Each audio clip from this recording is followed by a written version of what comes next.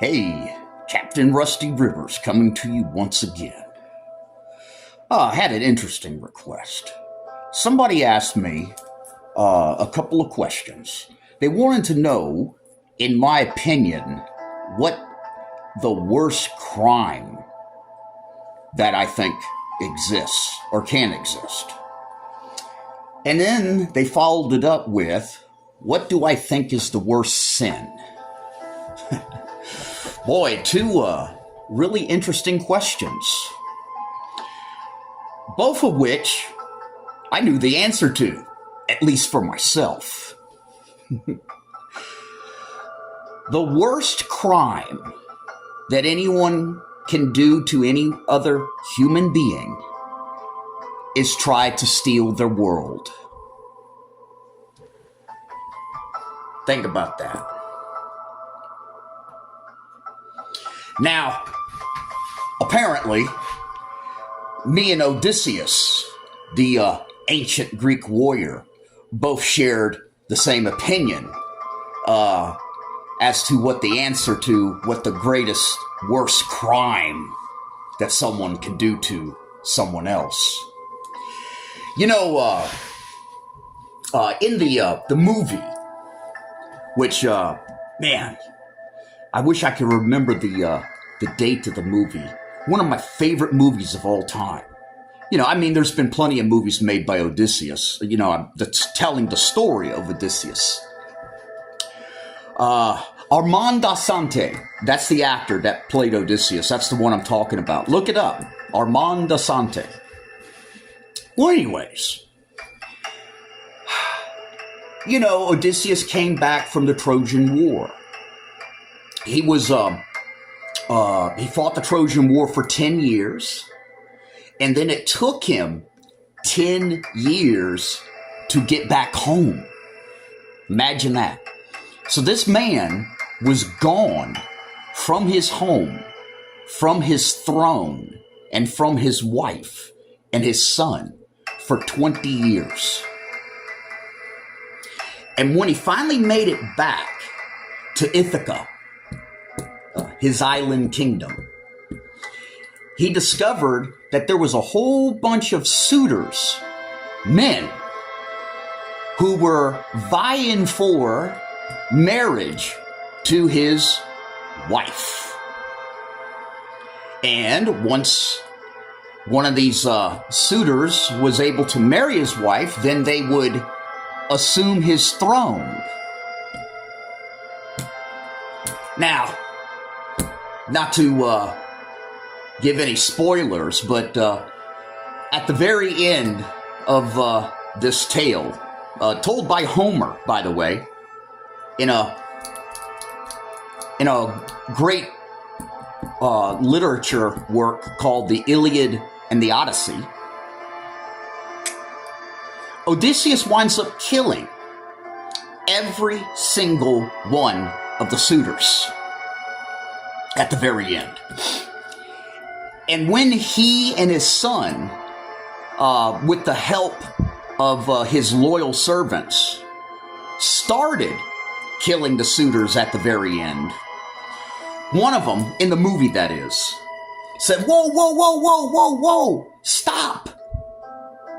What is our crime? Well, we can replace your food. We can replace your livestock, you know. We can make amends. You know, there's nothing that can't be fixed. What is our crime? Why do we deserve death?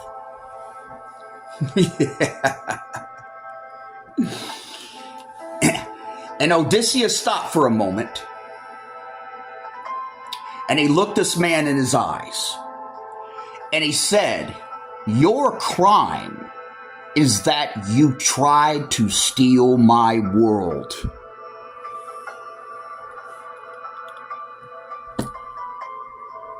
And then he killed them.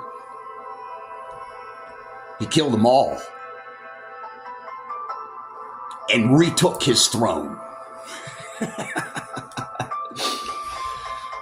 Well, you know, this brings up another interesting subject.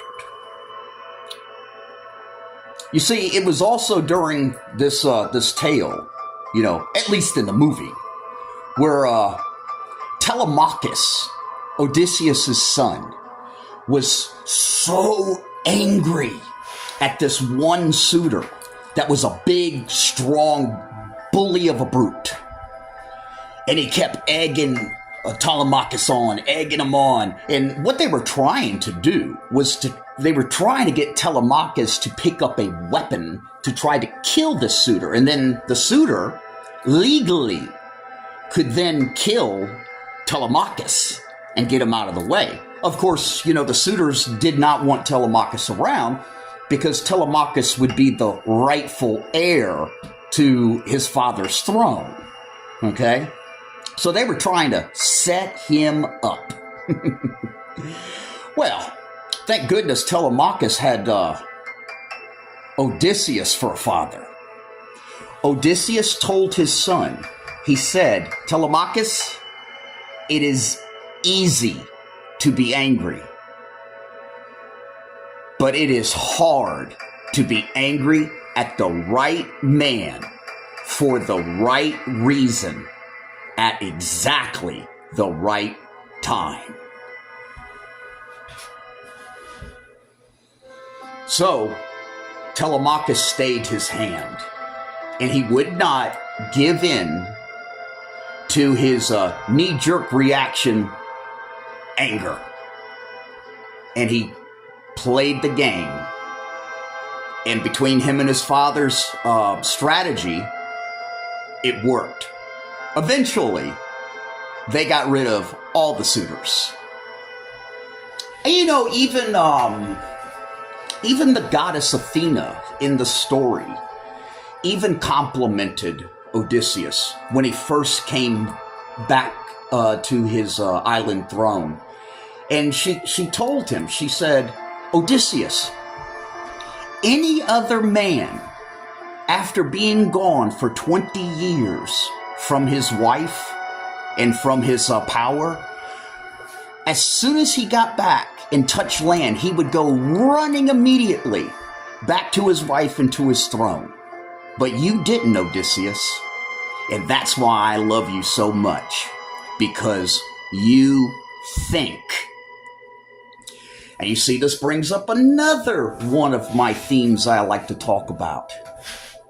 The three most important things in any situation. How do you get in? How do you hold? And most importantly, how do you get out? And if you want to go ahead and add the word alive on the end of the last one, that's fine, because that's what we're really talking about. You see, everybody can figure out how to get in. Half the folks out there can figure out how to hold. Very few people ever plan and strategize all the way out to the end and figure out, how do I get out alive? Well, Odysseus did. That's probably why he's, out of all of the Greek heroes, I think Odysseus is probably my favorite. Yeah. Yep, and that's going up against Achilles, Ajax, Stentor.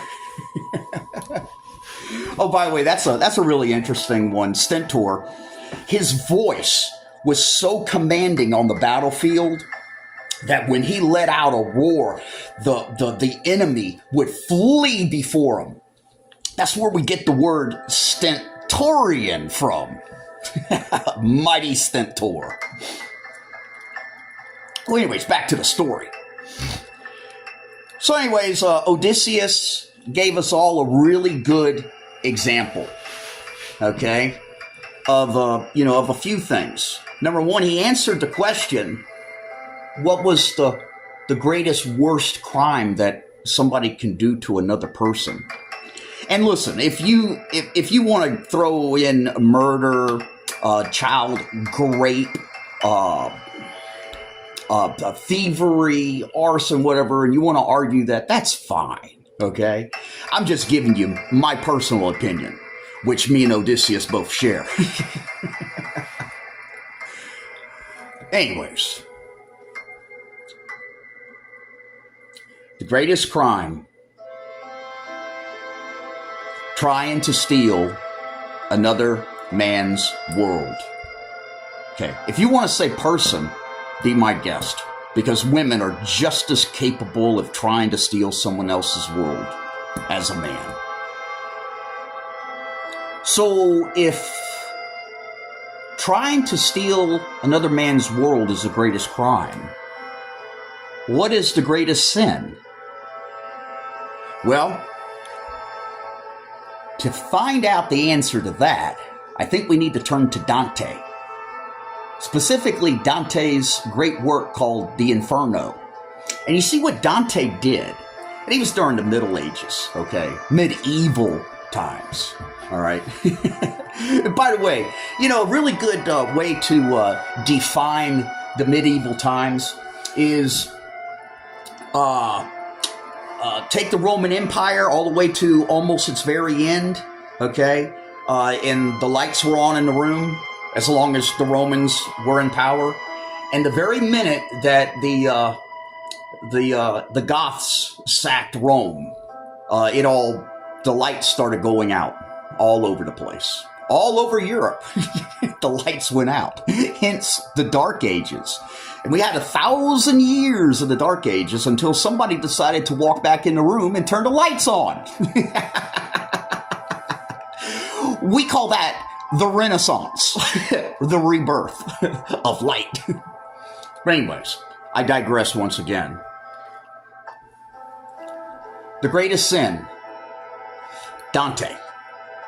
His great work, The Inferno. In it, he describes hell. And hell was circular, okay?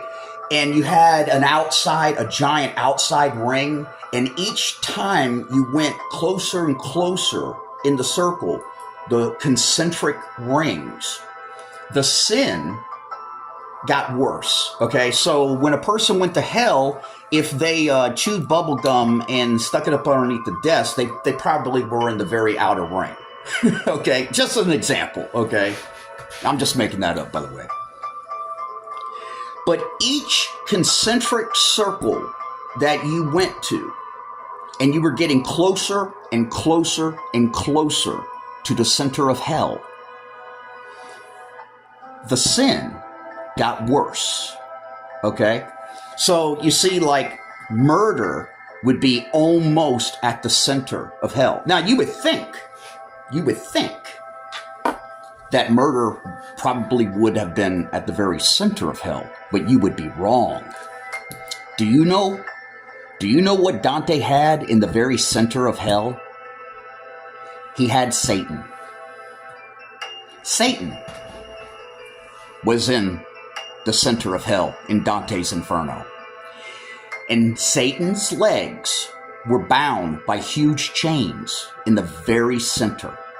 And each time Satan lifted his wings up and he brought those wings down, trying to take off, to lift off out of hell, the wind gust that was produced by his wings froze his feet and those chains into place even more. You know, kind of an opposite imagery that is created, because you would think of hell, you think of fire and heat and brimstone. Oh, but no. The very center of hell is icy cold. And each time Satan tried to escape, those wings would cause his feet to get frozen even tighter in place. And in the mouth of Satan, in the center of hell, there were two human heads. One head was of Judas Iscariot, the man who betrayed Christ. The second head was of a man named Brutus, who betrayed his best friend, Caesar, on the Senate floor. I think y'all know the rest of the story to those two stories. So you see, Dante was answering the question, what is the greatest sin? Betrayal. That is the greatest sin.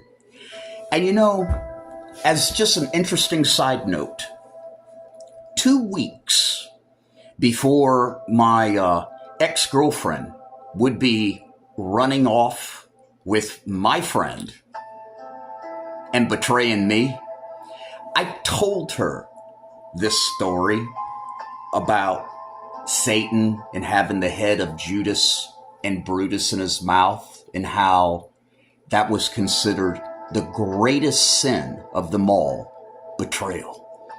I was trying to let her know that I knew what was about to happen. Interesting, huh? So think about these topics. Think about Odysseus, the greatest crime, trying to steal another man's world. Then think about the greatest sin, betrayal.